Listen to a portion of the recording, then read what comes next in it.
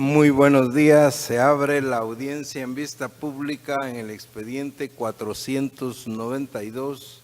del presente año, formado por apelación de sentencia en amparo en la acción constitucional promovida por Otto Rolando Gómez García en calidad de mandatario especial y judicial con representación de Marvin Montiel Marín contra el Juzgado Primero de Primera Instancia Penal Narcoactividad de Delitos contra el Ambiente de Mayor Riesgo, Grupo A del Departamento de Guatemala. El señor secretario general de la Corte dará lectura a la parte conducente de las consideraciones, a la parte resolutiva de la sentencia apelada y efectuará las advertencias reglamentarias correspondientes a la presente audiencia. Queda en el uso de la palabra el abogado secretario de la Corte. Muchas gracias, señor presidente.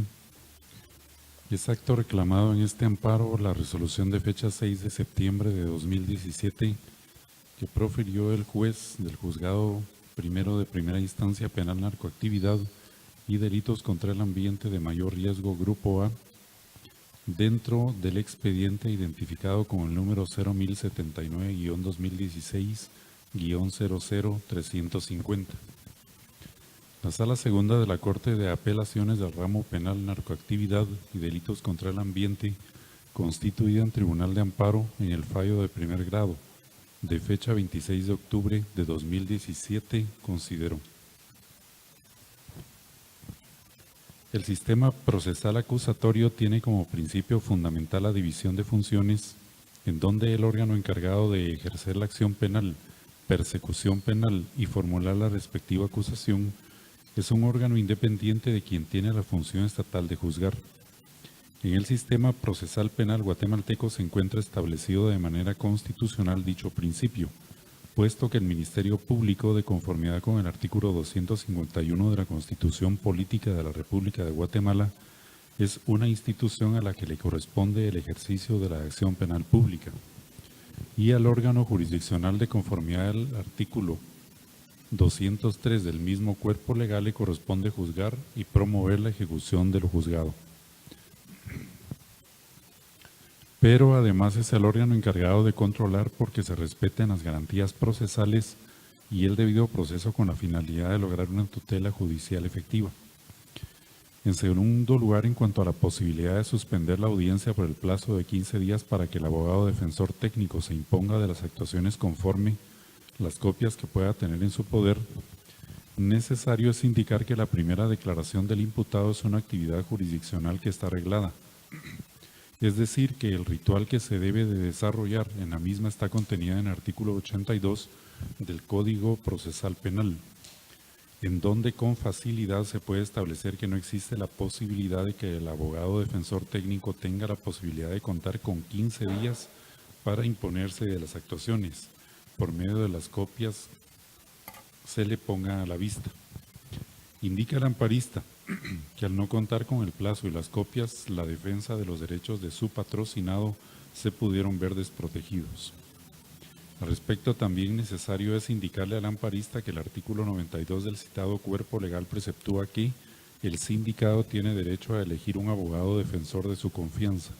Si no lo hiciere, el tribunal designará de oficio a más tardar antes de que se produzca su primera declaración sobre el hecho. Por su parte, el artículo 100 establece que el defensor atenderá las indicaciones de su defendido, pero en el ejercicio de su cargo actuará bajo su responsabilidad. Como se puede observar, el abogado defensor debe estar en la capacidad técnica y de especialización para defender los intereses de sus patrocinados en el ámbito del derecho penal. Pues en cuanto a la naturaleza de la defensa técnica, cabe señalar que el defensor no es tan solo un asistente técnico del imputado, sino por el contrario, el abogado defensor es un verdadero sujeto del procedimiento penal, que por lo general ejerce facultades autónomas, sin depender de la voluntad del imputado y cuya actividad responde siempre a un interés parcial que es la defensa de su patrocinado. Pero, por si esto fuera poco, el artículo 99 del mismo cuerpo legal establece que el imputado puede designar posteriormente a otro defensor, reemplazando al anterior que ya interviene en el procedimiento, pero este último no podrá abandonar la defensa hasta que el nuevo defensor acepte el cargo. Esta sala, al descender a la plataforma fáctica por medio del informe circunstanciado que en su oportunidad el juez amparado hizo llegar, se establece que, antes de la intervención del abogado defensor, que Otto Rolando Gómez García, los procesados dentro de la causa número 1079-2016-00350 del Juzgado Primero de Primera Instancia Penal de Mayor Riesgo, Grupo Haya, contaban con defensa técnica antes de la audiencia del 6 de septiembre de 2017. En tercer lugar, en cuanto a la denegatoria del traslado de reos de uno a otro centro de detención preventiva, también necesario es indicar que el artículo 8 de la Ley del Régimen Penitenciario, Decreto 33/2006 del Congreso de la República, y el reglamento de la citada ley, Acuerdo Gubernativo número 195-2017 de la Presidencia de la República, los casos de traslados de emergencia o no de un reo de un centro de prisión preventiva o de condena están sujetas a un procedimiento establecido. Por lo anterior, esta sala concluye que la autoridad objetada en la emisión de los actos reclamados ha actuado en sujeción al principio jurídico del debido proceso, derecho de defensa y tutela judicial efectiva, sin vulnerar ningún derecho constitucional, en virtud que la decisión fue sustentada bajo las argumentaciones esgrimidas por los sujetos procesales en la audiencia oral de fecha 6 de septiembre de 2017, por lo que se determina que no existen agravios que pueden ser protegidos por la acción constitucional de amparo. Asimismo, al no haberse agotado el procedimiento relacionado al traslado de los reos, se determina que no se agotó el procedimiento, ni mucho menos los recursos ordinarios establecidos en la ley y reglamento aludidos. Sobre todo lo argumentado, es necesario indicar que, de conformidad con el artículo 203 de la Constitución Política de la República de Guatemala, la potestad de juzgar y ejecutar lo juzgado corresponde con exclusividad e independencia a los tribunales de justicia, circunstancia que no permite que el amparo pueda constituirse en una instancia revisora de lo resuelto, porque en el amparo se enjuicia el acto reclamado, pero no se puede entrar a resolver sobre las proposiciones de fondo, ya que es a la jurisdicción ordinaria a quien corresponde valorarlas o estimarlas. Además, el hecho de que lo resuelto por un tribunal de la jurisdicción ordinaria, actuando en ejercicio de sus facultades legales, no le sean favorables a los intereses del amparista, no configura violación constitucional alguna en perjuicio del postulante. Lo anteriormente considerado determina la improcedencia de la acción constitucional de amparo interpuesta. Con esos argumentos, el Tribunal Acuo resolvió deniega el amparo presentado por Otto Rolando Gómez García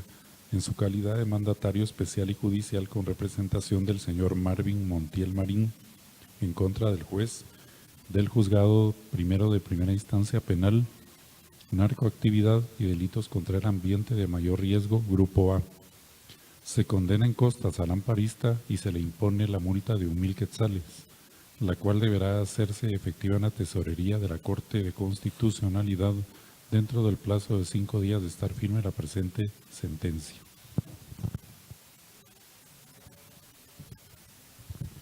De conformidad con lo que establece el artículo 67 del Acuerdo 1-2013 de esta Corte,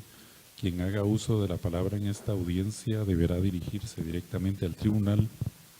expresar sus alegaciones en forma oral de conformidad con el objeto de la vista pública establecido en el artículo 61 del acuerdo mencionado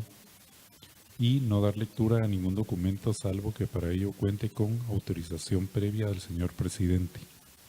Deberá concretarse el asunto planteado, ser breve, conciso y preciso en su exposición.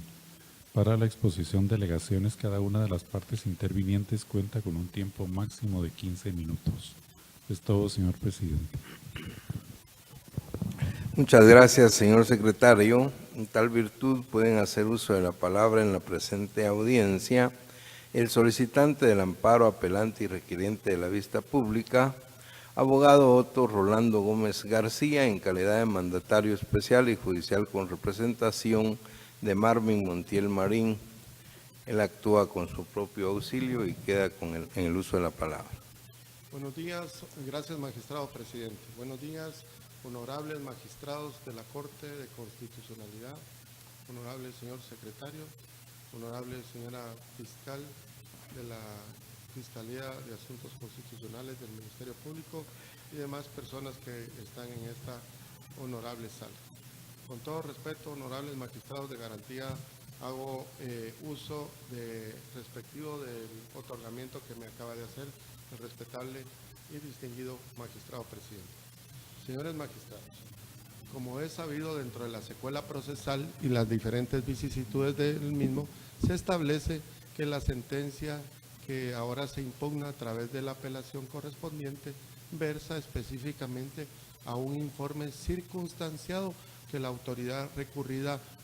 presentó al tribunal, a la sala correspondiente.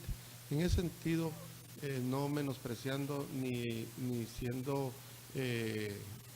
dudar de lo que se subsumió dentro de ese informe, es preciso manifestar que, como lo establece el artículo 2 de la Ley de Amparo, el amparo se debe de hacer en forma extensiva. En ese sentido, cabe señalar que cuando esta representación estaba haciendo uso legítimo como abogado defensor de la ahora mi mandante, con fecha 6 de septiembre del año 2017, solicité a la señora juez de garantías que otorgara 15 días para yo imponerme de las actuaciones, por lo cual el caso es sumamente delicado. En unas horas o en unos minutos yo no me podía, como les repito, imponer, estudiar y, de conformidad al artículo 92 del Código Procesal Penal, tener una adecuada defensa técnica. Es cierto que la defensa de mi mandante no puede ser violentada, debe ser otorgada con garantías de nuestra Constitución Política de la República de Guatemala, solicitando a la señora juez de garantías que se otorgara ese plazo para poder estudiar técnica y profesionalmente el expediente. Estamos hablando de un expediente, honorables magistrados, donde hay aproximadamente 15 muertes. No estamos hablando de 15 muertes de gatitos ni perritos, sino de personas, de circunstancias que cuando yo estaba escuchando la imputación, era un horror oír lamentablemente lo que le pasó a esas personas, pero hasta ese momento mi mandante es inocente, porque no se ha probado lo contrario. En ese sentido, señores magistrados, era pertinente que, conformidad a los artículos 71, 92 al 96 del Código Procesal Penal, se me confiriera los 15 días o por lo menos un tiempo razonable para poder yo estudiar las actuaciones, mismas que en ese momento yo no tenía a mi disposición. Si bien es cierto, la señora juez de garantías o en el informe circunstanciado establece de que había otro abogado que estaba asistiendo a la defensa de mi mandante, él no llegó a esa audiencia, no me entregó las actuaciones. Entonces yo estaba, no solo mi mandante, yo estaba en un estado de indefensión al no conocer la procedencia, los señalamientos, la imputación que estaba haciendo el Ministerio Público. Aparte de ello, fue lamentable escuchar de la respetable señora juez de garantías que el Ministerio Público le dijo que lamentablemente, así textualmente lo dijo, y está en el acta, en el audio de esa fecha, que lamentablemente, señores magistrados, lo dijo el Ministerio Público, el fiscal, que porque tenían saturada la fotocopiadora era imposible que me otorgaran las copias. Me fundé en el artículo 171 de la Ley del Organismo Judicial, en el cual establece que cuando las partes necesiten copia certificada, a su costa lo hará entregar el juzgado, porque no pueden salir de eso. Sin embargo, también fue violentado ese derecho de mi cliente, de mi persona como abogado defensor de mi mandante, para poder tener todas las actuaciones y poder tener una legítima y adecuada defensa técnica. Finalmente, también en esa audiencia solicité que, de conformidad al artículo 274 del Código Procesal Penal, en el cual establece que los encarcelados deberán ser alojados en lugares diferentes a los condenados, especiales, o por lo menos estar separado de estos. En ese sentido, la vulnerabilidad de mi mandante como la de su esposa es un hecho notorio que los pueden eliminar por diferentes circunstancias. Y previendo la integridad de la persona, como lo establece el artículo 1 de la Constitución de la República de Guatemala, que establece que el Estado se organiza para proteger a la persona y a la familia, no podemos decir que mi mandante es un vil delincuente, es un vulgar asesino, porque hasta el momento no se ha probado esas aseveraciones. En ese orden de ideas, lo cual fue denegado por la autoridad recurrida, mi persona promovió el recurso de reposición en contra de ese acto, del cual fue denegado. En ese orden de ideas, no es que si bien es cierto, el artículo 203 de la Constitución Política de la República de Guatemala establece la impartición de justicia, que de conformidad al artículo 275 del Código Procesal Penal, que establece el control jurisdiccional de los respetables jueces que administran justicia, no es que no, es una resolución desfavorable y que en esta instancia se vuelva revisora para ver ciertas actuaciones. Yo agoté la definitividad. Para eso están los recursos, los remedios procesales, para agotar la definitividad, y en este sentido la presente acción constitucional de amparo es procedente. En virtud que, como lo manifesté, el artículo 71 es el derecho del sindicado que tiene de velar por sus garantías. El artículo 92 al 96 específicamente, señores magistrados, lo estoy haciendo de una forma ilustrativa, ya que ustedes conocen perfectamente y mejor que yo el derecho. Y en ese orden de ideas, señores magistrados, no puede ser posible que mi mandante, eligiendo a mi persona como su abogado defensor y su mandatario, le violen el derecho de que su defensor no se imponga de las actuaciones para que él tenga una adecuada defensa, tomando en consideración que los folios de ese proceso son más de 40 folios, y en 2 minutos yo no los voy a imponerme. Y eso fue un menoscabo que hicieron, en virtud que la señora juez manifestó que era suficiente con la defensa técnica que tenía mi mandante. También es preocupante que no se accedió a que el Ministerio Público, bajo el poder que tiene el juez de conminar o compelir o constreñir al Ministerio Público para que me otorgaran las copias, esta magnánimamente haya dicho sí a todo lo que el respetable fiscal estaba diciendo, con el argumento falaz, exiguo, irrisorio, infantil, de que la copiadora estaba saturada, violentando también el artículo 171, señores magistrados, porque es su deber de la señora juez de garantías otorgarme en ley las copias que estaba peticionando, y principalmente el otorgamiento de los días para poder estudiar las actuaciones. Y por último, el artículo 8 de la ley del régimen penitenciario establece que el director del sistema penitenciario será el encargado del traslado, pero de los condenados, porque ese artículo choca con el artículo 274 del Código Procesal Penal, que es el tratamiento que yo estoy manifestando, que es en todo caso el juez que debe decidir a dónde remitir a mi mandante, a su esposa, a otro centro diferente al cual los ubicó. En ese orden de ideas, señores magistrados, no es una instancia revisora que estoy yo presentando, no es una inconformidad a una resolución, hay un debido acatamiento a la ley, se han respetado los plazos, los recursos, y es por eso que con todo respeto me dirijo a los que ahora juzgan, para que, tomando en consideración la secuela procesal y las diferentes vicisitudes de los mismos, se establezcan con las pruebas que se han diligenciado, pero no con un informe circunstanciado que antojadizamente a la mano de cualquier persona inescrupulosa, con todo respeto, que no tenga sentimientos, que no tenga el Estado de Derecho que ustedes ahora tienen para juzgar, puedan menoscabar la defensa técnica a mi mandante. Es por ello que con todo respeto solicito que la presente acción constitucional de amparo sea declarada con lugar, que se revoque la sentencia avenida en grado, que se hagan las demás declaraciones que en derecho correspondan, tomando en consideración lo argumentado por mi persona, lo subsumido dentro de las diferentes etapas procesales de esta preciosa acción constitucional de amparo que interpuse, y que principalmente tomen en consideración que la multa que fuera impuesta a su humilde servidor, con todo respeto, no es porque haya presentado una acción de amparo frívola e improcedente, sino en derechos humanos, principalmente los derechos humanos que le asisten a un sindicado como lo es mi mandante. Que se hagan las demás declaraciones que en derecho correspondan, rogando a los respetables y distinguidos magistrados contralores de garantías acceder a lo peticionado. Muchas gracias.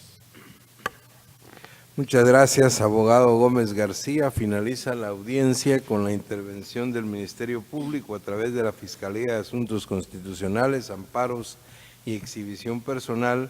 por medio de la agente fiscal, abogada Sara Edith Zamora Ordóñez, quien actúa con su propio auxilio y quien queda en el uso de la palabra. Gracias, señor presidente. Honorable Corte de Constitucionalidad, amparista y personas presentes en esta sala de vistas, tengan todos buenos días. Conforme al artículo 251 de la Constitución Política de la República de Guatemala, es función del Ministerio Público velar por el estricto cumplimiento de la ley. En el presente caso, el Ministerio Público comparte el criterio sustentado por el Tribunal de Primer Grado en sentencia de 26 de octubre del año 2017, al haber denegado el amparo solicitado en atención a lo siguiente. Existe doctrina de esta honorable Corte en el sentido de que no procede el amparo cuando al resolver el recurso de reposición la autoridad impugnada ha actuado en ejercicio de las facultades que le son propias y cuando además ha fundamentado debidamente su decisión. En el caso que se examina, el accionante en la calidad de actuante pretendía que durante la audiencia de primera declaración se suspendiera la misma y se le confiriera un plazo de 15 días para examinar las actuaciones y que además se ordenara el traslado de dos de sus patrocinados. Sin embargo, la juez de la causa consideró que no era viable acceder a sus pretensiones y en ese sentido declaró sin lugar el recurso de reposición. Al analizar el objeto del planteamiento, así como lo resuelto por la juzgadora, el Ministerio Público considera que tanto la resolución que fue dictada en primera instancia como la resolución se encuentran ajustadas a derecho y en observancia a las constancias procesales. Desde luego que en efecto, como consideró el Tribunal de Amparo de Primer Grado, a la luz del artículo 82 del Código Procesal Penal, existe un procedimiento que debe llevarse a cabo cuando se realice la primera declaración. Y como todos sabemos acá, no es viable que la autoridad impugnada altere las formas del debido proceso sin incurrir en violación al principio de imperatividad que regula el artículo 3 del Código Procesal Penal. De esa cuenta encuentra el Ministerio Público acertada la decisión de la juzgadora de no acceder a lo peticionado porque actúa en observancia del debido proceso, el cual le marca las pautas que debe seguir para el debido desarrollo de la audiencia. También en cuanto al traslado solicitado de reos, considera esta institución que también la juzgadora está debidamente fundamentada porque en efecto también está el procedimiento establecido en las leyes aplicables de la materia sin que pueda la juzgadora entrar a decidir cuestiones que no deben ventilarse dentro de dicha decisión porque en todo caso ese no era el objetivo de esa audiencia. Sobre esa base, el Ministerio Público estima que no existe agravio que reparar por esta vía. Desde luego que, como indiqué, el declarar sin lugar el recurso de reposición es una facultad que la ley confiere a la autoridad impugnada y porque, en efecto, está dictada en observancia al principio del debido proceso y porque no existe agravio que reparar. Por lo tanto, es viable que al conocer el presente recurso de apelación, esta honorable Corte lo declare sin lugar, que confirme la sentencia que se conoce en grado y que por lo tanto deniegue el amparo solicitado, emitiendo las restantes declaraciones que en derecho corresponden, tal y como lo establece la ley de la materia. Muchas gracias. Muchas gracias, abogada Zamora Ordóñez. Se clausura la presente audiencia. Buen día.